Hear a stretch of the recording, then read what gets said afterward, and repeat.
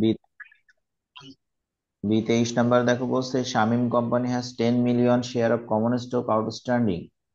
শামিম কোম্পানির 10 million share হাতে ছিল। It's need of income after tax, NEET income after tax is টাকা 50 million.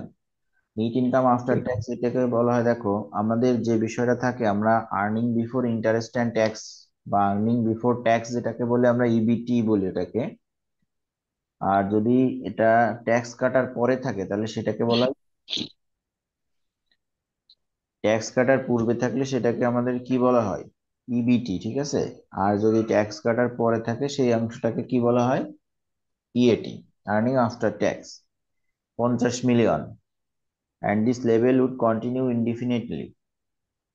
Investor who purchase Shamim company stock require a 12.5% return on the investment. Required return কে এর মান দেওয়া আছে। আচ্ছা, তো এখন বিষয়টা হচ্ছে যেহেতু কে এর মান দেওয়া আছে, এটা আমাদের অবশ্যই এনআই অ্যাপ্রোচ। কে এর মান, এনআই অ্যাপ্রোচে কে এর মানটা দেওয়া থাকে সবসময়, আমাদের এটা অবশ্যই এনআই অ্যাপ্রোচ।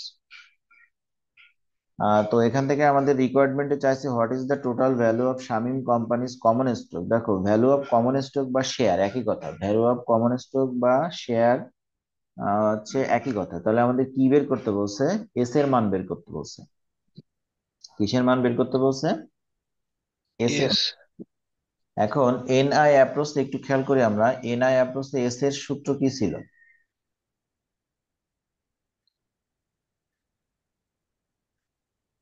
দেখো এনআই অ্যাপ্রোচে এই যে আমাদের এস এর সূত্রটা ছিল ইবিআইটি মাইনাস আই বাই কেই অথবা এনআই বাই কেই। এখন কথা হচ্ছে অঙ্কে আমাদের দেখো এনআই নিট ইনকাম আর ইএটি একই কথা, আমরা কি জানি নিট ইনকাম এবং ইএটি দুটো শব্দ একই কথা। একই কথা জি আমরা ভাই। কি জানি। যদি না জানি আমি তাও এখানে বলে দিচ্ছি, তোমরা বুঝে নিও। ইএটি, এনআই বা ইএটি এই দুটো বিষয় মূলত একই কথা। কেন ইএটি প্রশ্নটা কেন আসছে, কারণ অঙ্কে ইএটি মানটা দেওয়া আছে যে নিট ইনকাম আফটার ট্যাক্স, এটা হচ্ছে ইএটি মান দেওয়া আছে। তাহলে আমাদের এইখানে এস এর সূত্রটা আমরা এটা ইউজ করবো, ইএটি ভাগ কেই। এখন কথা হচ্ছে যে আমাদের এই জায়গায় মানগুলো মিলিয়নে প্রকাশ করা আছে। মানগুলো কিসে দেওয়া আছে, মিলিয়নে। তাহলে মিলিয়ন। মিলিয়নকে আমাকে টাকায় পরিণত করতে হবে, মিলিয়নকে আমাদেরকে কি করতে হবে, টাকায় পরিণত করতে হবে। তো প্রথমে এই জন্য একটু টাকায় পরিণত করে নেব। তাহলে আপু প্রথমে ওই লেখা আছে অঙ্কের ওই মানটাই উইন ওয়ান ইএটি মিলিয়ন। দেওয়া আছে না? হ্যাঁ মান দেওয়া আছে কিন্তু এগুলো মিলিয়নে আছে, এগুলোকে আমাকে টাকায় প্রকাশ করতে হবে। আচ্ছা। তো প্রথমে আছে দেখো, তাই আমরা লিখছি যে উইন 1 মিলিয়ন সমান 10 লাখ টাকা। 1 মিলিয়ন হচ্ছে 10, আমাদের দুইটা মিলিয়ন আছে, একটা হচ্ছে 10 মিলিয়ন, একটা হচ্ছে 50 মিলিয়ন, শেয়ার সংখ্যা হচ্ছে 10 মিলিয়ন। তাই আমরা লিখছি এখানে আহ সো 10 মিলিয়ন সমান 10 গুণ 10 লাখ দিলে হচ্ছে 1 কোটি। দেখো নাকি একক দশক শতক হাজার অযুত লক্ষ নিযুত কোটি, হ্যাঁ 1 কোটি। তাহলে দেখেন আমরা 10 মিলিয়নকে ভাঙালাম, মানে 1 মিলিয়ন সমান 10 লাখ টাকা, তাহলে 10 মিলিয়নে 1 কোটি টাকা। 1 কোটি শেয়ার, সরি এটা হচ্ছে শেয়ার ছিল। আর আমাদের আরেকটা মিলিয়ন ছিল হচ্ছে তোমার 50 মিলিয়ন ছিল, নিট ইনকাম আফটার ট্যাক্স বা ইএটি। তাই দেখো আমরা 50 মিলিয়ন সমান হচ্ছে 50 গুণ 10 লাখ হচ্ছে 5 কোটি। দেখো তো আমরা মিলিয়নটাকে ভাঙানো বুঝতে পারছি সবাই। ওকে, এখন আসেন রিকোয়ারমেন্ট একে, আমাদের এস এর মান চাইছে, তাই আমরা লিখছি calculation the value of share S, S সমান ইএটি ভাগ কেই। ইএটি আমরা একটু শেয়ার বলছিল 50 মিলিয়ন, এটাকে ভাঙাইছি। আর কেই দেওয়া আছে 12.5%, তাই মানে হচ্ছে 0.125 দিলে তো হচ্ছে এই টাকাটা বের হচ্ছে আমাদের। 40 কোটি। হুম,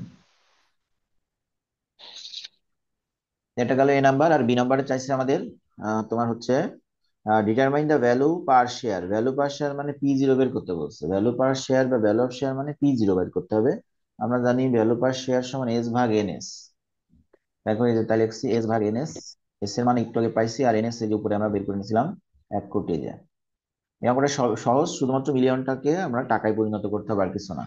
ঠিক আছে।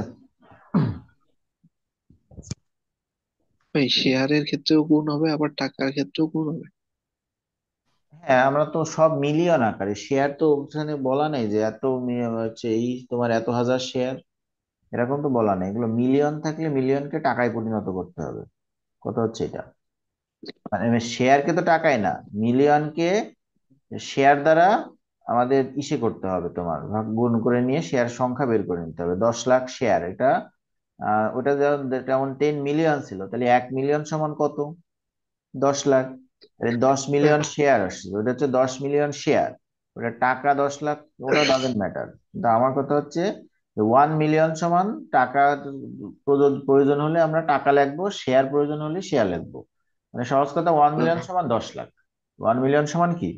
10 লাখ। এবার তুমি 10 লাখ। এটাকে টাকায় পরিণত করতে যাও, তাহলে 10 লাখ টাকা বিবেচনা করবা, শেয়ার পরিণত করতে গেলে 10 লাখ শেয়ার বিবেচনা করবে। ঠিক আছে? আচ্ছা ভাই। ওকে, তাহলে এইটা মোটামুটি এনআই অ্যাপ্রোচের কাহিনী গেল। এখন আমরা এনআই অ্যাপ্রোচের সূত্রগুলো দিছিলাম, এটা আমাদের সামনে সূত্র। আমরা শুরুতে বলছিলাম, আশা করি সবাই দেখছি আমরা। গুরুত্বপূর্ণ একটা অঙ্ক। এনআই অ্যাপ্রোচের জন্য খুব গুরুত্বপূর্ণ একটা অঙ্ক। নতুন বইতে প্রবলেম C47। এটা হচ্ছে পেজ নাম্বার 1289, 1289। খুবই ভালো একটা অঙ্ক, দেখো, 2018 সালে আসছে।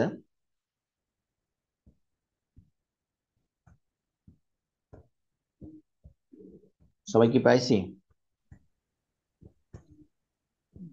জি ভাই, কি নাম? A limited and B limited, C হ্যাঁ হ্যাঁ। 47, জি। 1289 পেজ। জি ভাই, পাইছি। তো দেখেন লেখা আছে, A limited and B limited আর two different concerns and both of them have an annual operating income 1,20,000। A limited এবং বি লিমিটেড দুইটা ভিন্ন ডিফারেন্ট কনসার্ন, মানে এক একজনের কনসার্ন মতবাদ বা মতভেদ এক এক রকম আর কি। এবং বোথ অফ দেম প্রত্যেকের জন্য অ্যানুয়াল অপারেটিং ইনকাম বা ইবিআইটির মান রয়েছে হচ্ছে 1,20,000। কস্ট অফ ইকুইটি কে এর মান অফ এ ফার্ম ইজ 10%। কে এর মান ছিল 10%।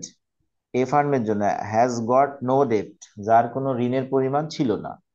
While B has a got of 5% ডেপ্ট, যেখানে বির 5% ঋণ ছিল, মানে সুদের হার ছিল, বির সুদের হার ছিল 5% এবং টোটাল ঋণের পরিমাণ ছিল 6 লাখ।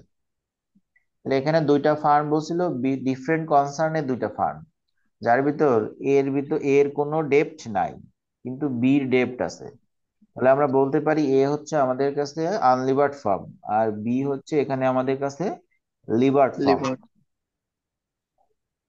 কর্পোরেট ট্যাক্স রেট দেওয়া আছে, কর্পোরেট ট্যাক্স রেটকে আমরা টিসি নামে উল্লেখ করি 50%। ফলোইং এম এম অ্যাপ্রোচ বা এনওয়াই অ্যাপ্রোচ একই কথা, you are required to find out, তোমাকে বের করতে বলতেছে কি কি? Total market value of both firm, উভয় ফার্মের জন্য মার্কেট ভ্যালু বের করতে বলছে। Total market value of both firm বা total value of both firm, আমরা যাই বলি না কেন। এখন দেখেন, বোথ ফার্ম, এখানে বোথ বলতে উভয় ফার্ম, এখানে কয়টা ফার্ম আছে? এ এবং বি। এর যার ভিতর এ হচ্ছে আনলিভার্ড ফার্ম এবং বি হচ্ছে লিভার্ড ফার্ম। যার ভিতর এ হচ্ছে আনলিভার্ড ফার্ম এবং বি হচ্ছে লিভার্ড ফার্ম। লিভার। এখানে কিন্তু আমাদের নিয়মে লিভার্ড এবং আনলিভার্ডের ভ্যালুর সূত্র লেখা ছিল। দেখেন এই যে ভ্যালু অফ আনলিভার্ড ফার্মের সূত্রটা ছিল এমন, EBIT into 1 - TC into 1 - PT divided by KU, unlevered ফার্মের কেই। তো আমরা প্রথমে তাই আনলিভার্ড ফার্মের ভ্যালু বের করছি, দেখেন রিকোয়ার্ড দিয়ে calculation the value of unlevered firm, সূত্র ইবিআইটি 1 - টিসি 1 - পিটি কেই এ। এখানে দেখেন আমরা কিন্তু ইউ উল্লেখ করিনি, কারণ এখানে আমাদের কাছে আনলিভার্ড ফার্মই হচ্ছে এ ফার্ম, তাই ভিউ এর পরিবর্তে এ উল্লেখ করছি।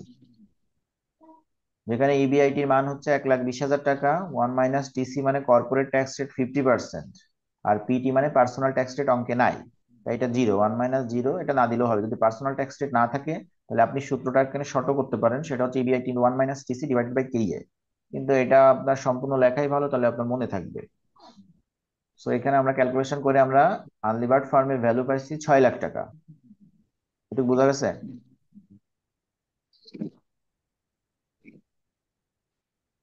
হ্যালো? জি ভাই। বোথ ফার্মের বলছিল, তাহলে এখন আমার লিভার্ট ফার্মের ভ্যালু বের করতে হবে। তাই আমরা নিচে আসছি, দেখেন এখানে লেখা হচ্ছে calculation the value of levered firm. Levered firm হচ্ছে এখানে ভি বি আর কি, ভ্যালু অফ বি ফার্ম হচ্ছে লিভার্ট ফার্ম। উইনো ভিবি সমান, দেখেন V A plus gain from leverage minus cost of financial distress, এই সূত্রটা লেখা ছিল আমাদের লিভার্ট ফার্মের। যাদের কাছে খাতা আছে দেখেন, লিভার্ট ফার্মের ক্ষেত্রে এই সূত্রটা আমাদের লেখা ছিল ছিল হ্যাঁ। জি ভাই। তো দেখেন এখানে লেখা হচ্ছে ভি এ, মানে এখানে হচ্ছে আনলিভার্ড ফার্মের ভ্যালু, যেটা আমরা এই যে 6 লাখ পাইছিলাম সেটা বসালাম 6 লাখ। এবার লেখা আছে দেখেন plus gain from leverage, gain from leverage আমাদের বের করতে হবে। তো এই গেইন ফ্রম লিভারেজের জন্য দেখেন আমাদের গেইন ফ্রম লিভারেজের মান অঙ্কে থাকে না, এটা সবসময় বের করে নিতে হয়। তো এই গেইন ফ্রম লিভারেজের জন্য আমাদের দুইটা সূত্র ছিল, একটু খেয়াল করেন এখানে, এই যে 7 নম্বর সূত্র, যে একাধিক ট্যাক্স রেট থাকলে আর একটা ট্যাক্স রেট থাকলে। গেইন ফ্রম লিভারেজের জন্য আমাদের দুইটা সূত্র ছিল, একটা হচ্ছে একাধিক ট্যাক্স রেট থাকলে, আর একটা হচ্ছে একটা ট্যাক্স রেট থাকলে। তাহলে আমাদের এই অঙ্কে ট্যাক্স রেট কয়টা আছে বলেন তো? একটা। একটা, শুধুমাত্র কর্পোরেট ট্যাক্স রেট আছে 50%। তাহলে আমরা গেইন ফ্রম লেভারেজের জায়গায় এই সূত্রটা ইউজ করব, ডেপ্ট গুণ ট্যাক্স রেট। তাই দেখেন এখানে আমরা ইউজ করছি গেইন ফ্রম লেভারেজের পরিবর্তে আমরা লিখছি প্লাস ডেপ্ট গুণ ট্যাক্স রেট। এটা আপনি হেয়ার দিয়েও বের করে নিতে পারেন, বা এখানে একটা লাইন করলেই হচ্ছে। এবার আসছে দেখেন minus cost of financial distress. এই কস্ট অফ ফিনান্সিয়াল ডিস্ট্রেসের জন্য কিন্তু লাস্টে আমাদের একটা সূত্র লেখা ছিল, এই যে কস্ট অফ ফিনান্সিয়াল ডিস্ট্রেস সূত্র ডেব্ট গুণ ফিনান্সিয়াল ডিস্ট্রেস রেট। এই কথাটা সবসময় মনে রাখবেন যে কস্ট অফ ফিনান্সিয়াল ডিস্ট্রেস বের করতে গেলে এই যেমন একটা ট্যাক্স রেটের কথা বলা থাকে, ঠিক এমন ভাবে cost of financial distress rate এত পার্সেন্ট এরকম একটা রেট অবশ্যই বলা থাকবে অঙ্কে। যদি এই রেটটা বলা থাকে তাহলে এটার মান বের করা পসিবল হবে, না হলে এটার মান জিরো। কথা কি বোঝাতে পারছি? হুম। তাহলে অঙ্কে আমাদের ফিনান্সিয়াল ডিস্ট্রেসের কোনো রেট নাই, তাই এইটা অংশটা মান হচ্ছে আমরা জিরো ধরছি। এই জিরো ধরছি। এবার দেখেন আমরা সূত্র লিখলাম 6 লাখ প্লাস এখানে ডেপ্টের পরিমাণ দেখেন, ওই যে আমাদের বি ফার্মের জন্য ডেপ্টের পরিমাণ ছিল 6 লাখ, আর আমাদের ডেপ্ট গুণ ট্যাক্স রেট, ট্যাক্স রেট ছিল 50%, গুণ করছি, বলে টোটাল মান আসছে আমাদের লিবার্ট ফার্মের ভ্যালু আসছে 9 লাখ। বুঝতে পারছেন? জি ভাই। এবার 2 নম্বরে আসেন total market value of share of the both farm. Value of share মানে এস এর মান বের করতে বলছে। ভ্যালু অফ শেয়ার মানে কি, কিসের মান বের করতে, সূত্র কি ছিল দেখেন, এই যে value of share V S সমান ভি মাইনাস বি, 2 নম্বর সূত্র। এস সমান কি ছিল, ভি মাইনাস বি ছিল। এই যে ভ্যালু অফ শেয়ার দেখেন এস সমান ভি মাইনাস বি। তাহলে আমরা এখন এই সূত্র একটু খেয়াল করি। আমরা দেখেন 2 নম্বর রিকোয়ার্ডে লেখা হচ্ছে calculation the value of share, শেয়ারের মূল্যটা বের করবো এস সমান V minus B for firm A. দেখেন ফার্ম এটা আমাদের কাছে কি ফার্ম বলেন তো? Unlevered farm. ফার্ম এটা হচ্ছে আমাদের কাছে আনলিভার্ড ফার্ম, সুতরাং আনলিভার্ড ফার্ম মানেই তার কোনো কি থাকে না, ডেপ থাকে না। তাই দেখেন আমরা এস এ লিখছি হচ্ছে ভি, এস এ মানে কি, এ ফার্মের ভি আমরা প্রথমে বের করে আসছি, 6 লাখ। আর হচ্ছে ভি মাইনাস বি মানে হচ্ছে ডেপ্টের পরিমাণ, তো আমরা তো বলছি এটা আনলিভার্ড, সুতরাং ডেপ জিরো, ডেপ থাকে না কখনো। তাই 6 লাখ মাইনাস জিরো দিয়ে আমরা এটার মান বের হচ্ছে 6 লাখ। আর বি ফার্মের ভ্যালু একটু আগে যে আমরা 9 লাখ বের করছি, আর বি মানে ডেপ্টের পরিমাণ অঙ্কে দেওয়া ছিল 6 লাখ। 9 লাখ মাইনাস 6 লাখ, 3 লাখ। দেখেন এস এর মান নিয়ে দুইটা ফার্মের কোনো সমস্যা আছে?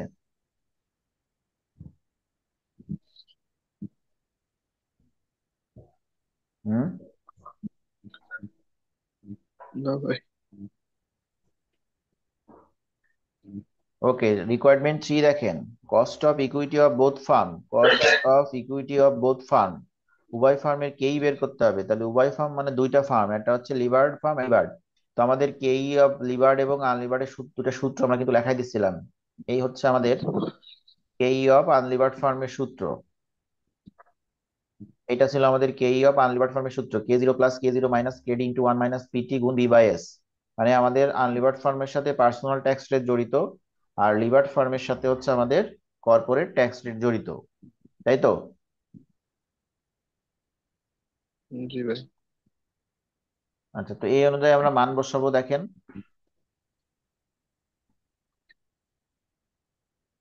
দেখেন আমাদের calculation the cost of equity of KE, KE দেখেন লেখা আছে ফর ফার্মে কেই হচ্ছে K0 1 minus PT B by S. এখানে আরেকটা কথা বলি, খেয়াল করবেন। আমাদের এনওআই অ্যাপ্রোচে, এনওআই অ্যাপ্রোচে কে এর মান দেওয়া থাকলে যদি আমার K0 প্রয়োজন হয়, তাহলে K0 হিসেবে ধরা যায়, অর্থাৎ এনওআই অ্যাপ্রোচে K0 সমান, এনওআই অ্যাপ্রোচে K0 কি সমান। মানে আপনার সূত্রে যদি মনে করেন কোথাও দেওয়া আছে মানে K0 দরকার, তাহলে আপনার এর মান থাকলে সেটা K0 হিসেবে ধরতে হয়, এটা হচ্ছে নিয়ম। যে লিভার সরি ইফার্মে ওদের কি বলা হয়, এনওআই অ্যাপ্রোচে K0 এর মান কি সমান। আপনার যখন এর মান থাকবে আপনি সেটাকে সূত্র যদি K0 প্রয়োজন হয় সেটা K0 হিসেবে বিবেচনা করতে পারবেন। ঠিক আছে? আচ্ছা, ভাই কে আর কে জিরো কি আনলিভার্ড ফার্মের সমান নাকি দুই ফার্মেই এই সমান? ফার্মে সবার জন্যই ওই অঙ্কে আমি বলছি তো, কোনো ফার্ম উল্লেখ করি নাই তো। আমি বলছি অঙ্কে যদি কে এর মান দেওয়া থাকে তাহলে ওইটাকে আমরা কে জিরো বিবেচনা করতে পারবো আমার সূত্রে যদি কোথাও কে জিরো প্রয়োজন হয় সূত্রের জন্য, ঠিক আছে? মানে এটা সূত্র এরকম, এটা নিয়মটা এরকম যে N Y up to say K E K zero সমান।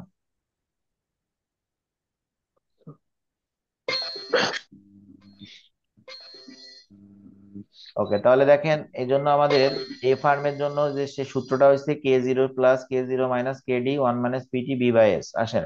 দেখেন কে জিরোর জন্য কিন্তু সেই জন্য আমরা 10% লিখছি 0.10 প্লাস, হ্যাঁ। এবার কে জিরো তো লিখলাম 0.10 মাইনাস কে ডি মানে হচ্ছে কস্ট অফ ডেপ্ট।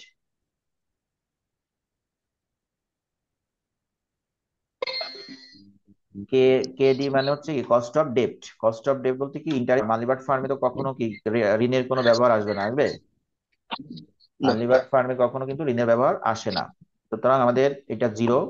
তারপর দেখেন আমাদের one minus PT personal tax মানে হচ্ছে টোটাল ডেপ্ট, এটাও জিরো। এস এর মান আমরা প্রথমে বের করে দেখেন, এই যে এই অংশটা এটা জিরো, মানে এই যে এই প্লাসের এই পরের অংশটুকু হচ্ছে গুণের সম্পর্ক। তাহলে এই অংশটুকু জিরো মানে যা ছিল তাই দেখেন, ঠিক আছে? তাহলে 10%ই বেরোচ্ছে।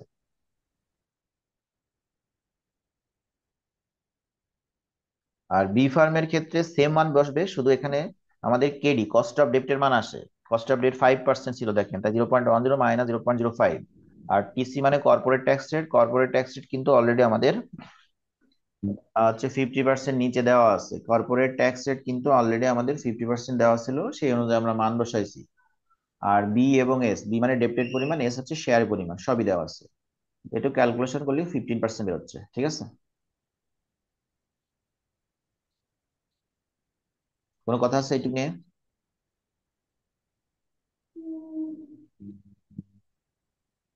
এবার লাস্টে আসেন না ভাই। ডাব্লিউএসিসি অফ বোথ ফার্ম, খেয়াল করেন। WACC weighted average cost of capital বা ওভারঅল কস্ট অফ ক্যাপিটাল, বা আমরা যাই বলি না কেন, আমাদের কে জিরো ওএস WACC overall cost of capital মানে সবসময় হচ্ছে K zero.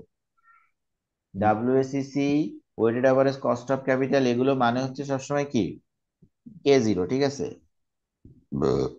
Overall cost of capital WACC এগুলো সব মানে হচ্ছে কম্পোজিট কস্ট অফ ক্যাপিটাল, আমরা যাই বলি না কেন এগুলো সবসময় কে জিরো বের করতে হয়।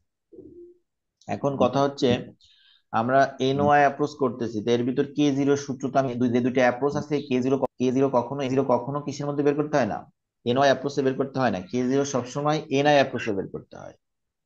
তো আমাদের যে অ্যাপ্রোচের মধ্যেই থাকুক না কেন, আমার যেখানেই থাকুক না কেন, আমার ডাব্লিউএসিসি বলুক বা ওভারঅল কস্ট অফ ক্যাপিটাল বলুক বা কম্পোজিট কস্ট অফ ক্যাপিটাল বলুক, এই কে জিরোটা আমরা বের করব সবসময় এনআই অ্যাপ্রোচ অনুযায়ী। এটা কে জিরো কখনো এনআই অ্যাপ্রোচে বের হয় না। সুতরাং আমরা এখানে কে জিরো বের করব এনআই অ্যাপ্রোচ অনুযায়ী, যেখানে আমাদের এনআই অ্যাপ্রোচে কে জিরো বের করার দুইটা সূত্র ছিল, একটা হচ্ছে ইবিআইটির মান দেওয়া থাকলে, আর একটা হচ্ছে ইবিআইটির মান দেওয়া না থাকলে।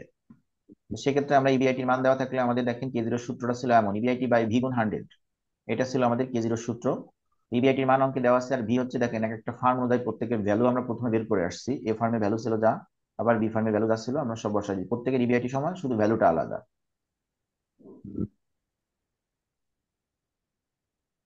বোঝা গেছে এটা?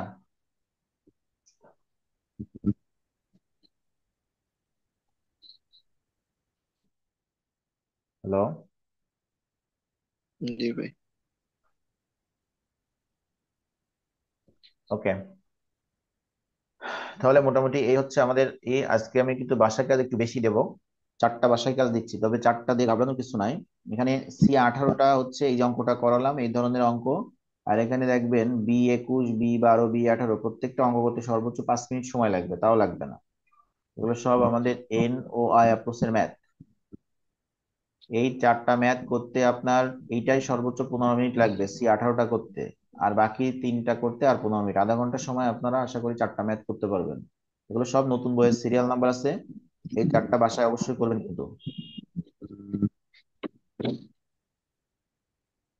ভাইয়া,